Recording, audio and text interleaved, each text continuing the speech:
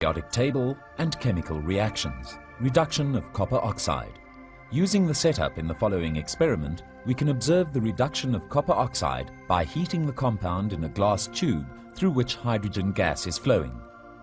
A laboratory is required when doing this experiment conventionally. Using the RADMASTE microchemistry system, this experiment could be done at home. Assemble the microburner.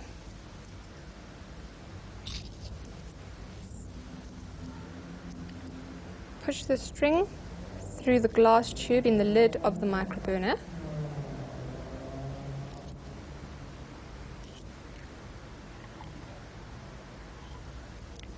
Fill the sample vial of the microburner with methylated spirits.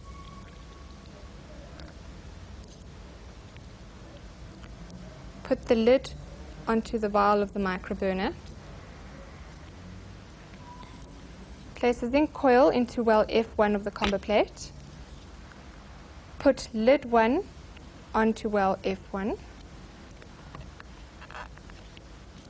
Attach a piece of silicone tubing to the tube outlet on lid 1.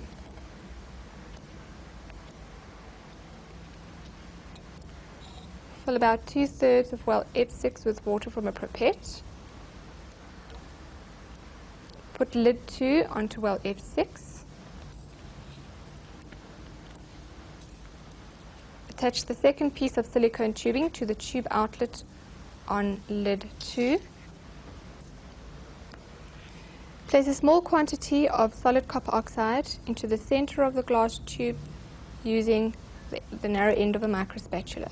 Keeping the tube in a horizontal position, attach the glass tube between the lids by pushing the ends of the glass tube into the ends of the silicone tubes attached to each lid.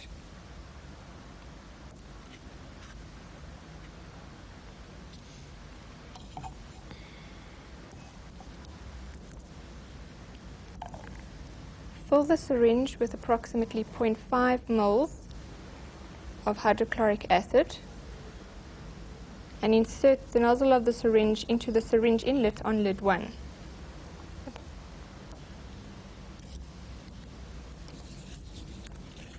Light the microburner.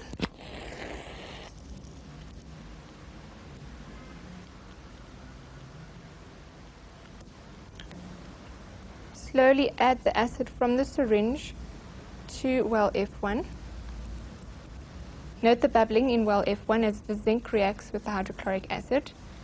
Wait for a few bubbles to come through the water in well F6, and then begin heating the copper oxide in the glass tube with the microburner.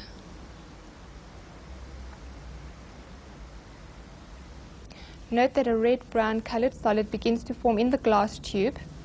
This is copper. Note that droplets of liquid begin to form at the cooler ends of the glass tube. This is water.